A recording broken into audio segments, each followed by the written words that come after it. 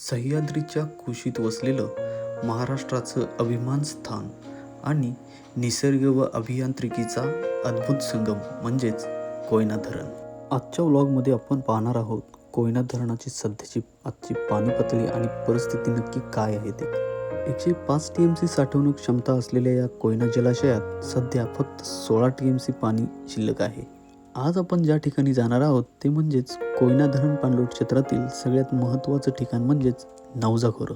नवजा कोयना धरण पाणलोट क्षेत्रातील सगळ्यात महत्त्वाचं मानलं जाणारं ठिकाण म्हणजेच नवजा गाव. सातारा जिल्ह्यातील कोयना परिसरातील नवजा हे अतिवृष्टी क्षेत्रापैकी एक क्षेत्र आहे. येथे दरवर्षी प्रचंड पाऊस पडतो, त्यामुळे यालाच पावसाचे माहेरघर म्हणून ओळखले जाते. कोयना धरण पाणलोट क्षेत्रात नवजा, महाबळेश्वर आणि कोयनानगर ही पावसाची प्रमुख ठिकाणं आहेत. 2025मध्ये सर्वाधिक पाऊस हा नवजा येथे पडला.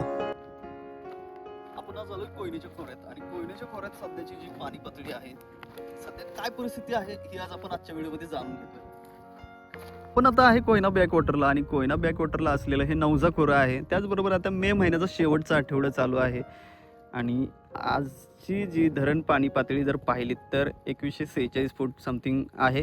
त्याचबरोबर कोयना धरण पाणी पातळी ही सध्या पाहिली तर 115-16 फुटांनी खाली उतरली. आणि जेव्हा 115-16 फुटांनी पाणी पातळी खाली उतरते तेव्हा कोयना बॅकवॉटरची ही परिस्थिती. हे बघा, अगदी 7 ते 8 दिवस पुरेल एवढाच पाणीसाठा सध्या कोयना धरणामध्ये आपल्याला बघायला मिळतोय. नमस्ते, पुन्हा एकदा स्वागत आहे तुमचं आजच्या आपल्या एका नवीन व्हिडिओमध्ये. मी आता आहे कोयना बॅकवॉटरला म्हणजेच नवजा खोऱ्यात आहे आणि सध्या कोयना धरण पाणी पातळी ही 115 ते 16 फुटांनी खाली उतरली. आणि पाणी पातळी खाली आल्यानंतर धरणातील जुने अवशेष सध्या दिसायला सुरुवात झाली आहे आणि शिवलिंग आणि नंदी आपण आता पाहतोय. हळूहळू धरणातील जी जुनी गावठाणं असतील म्हणजेच काही चौथरी घरांची असतील, काही जुनी मंदिरं असतील, ती या बाजूला इकडे दिसायला सुरुवात होईल. धरण पाणी पातळी ही 115-16 फुटांनी जेव्हा खाली उतरते तेव्हा इथली आजूबाजूची जी परिस्थिती आहे ती नक्की काय आहे हे आज आपण आजच्या व्हिडिओमध्ये बघणार आहे. आणि हो, तुम्हाला एक गोष्ट माहिती आहे का की कोयना धरणात सध्या 7 ते 8 दिवस पुरेल एवढाच पाणीसाठा शिल्लक आहे. 2025मध्ये कोयना धरण पाणलोट क्षेत्रातील सर्वाधिक पावसाची नोंद देखील नवजा येथे झाली. धरण पाणी पातळी ही 115-16 फुटांनी जेव्हा खाली येते ना तेव्हा इथले जुने अवशेष आहेत ते सध्या आता बाहेर पडायला सुरुवात झाली. म्हणजे आता आपण जर पाहिलं तर नवजा खोऱ्यातील हे जे जुनं शिवलिंग वगैरे आहे आणि नंदी आहे ते आता आपल्याला दिसायला सुरुवात झाली.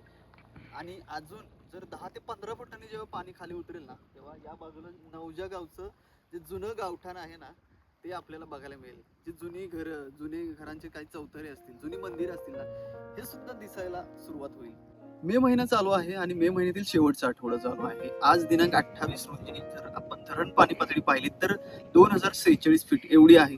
म्हणजे जवळपास 16 TMC पाणी हे धरणामध्ये शिल्लक आहे. त्यातील जे 6 TMC पाणी आहे तेवढंच आता आपण वापरू शकतो. उर्वरित जे 10 TMC आहे ते मृत पाणीसाठा आहे. त्यामुळं धरणात फक्त 6 ते 7 TMC एवढाच पाणीसाठा आता शिल्लक आहे. सध्या हवामान खात्यानं सुद्धा आपल्याला असं सांगितलं की यावर्षी दरवर्षीच्या तुलनेत पाऊस कमी पडणार आहे. त्यामुळं पाण्याचं नियोजन करणं हे देखील तितकंच महत्त्वाचं आहे. आणि हो, आपली एक जबाबदारी आहे ती म्हणजे पाणी जपून वापरायला हवं. खूप काही अशी गावं आहेत आता की तिथे साधं प्यायला सुद्धा पाणी नाही लोकांना. आणि आपल्याला एवढं पाणी आहे हे आपलं नशीबच आहे. पण पाणी जपून वापरलंच पाहिजे, नाहीतर पुढे खूप भयंकर परिस्थिती निर्माण होऊ शकते.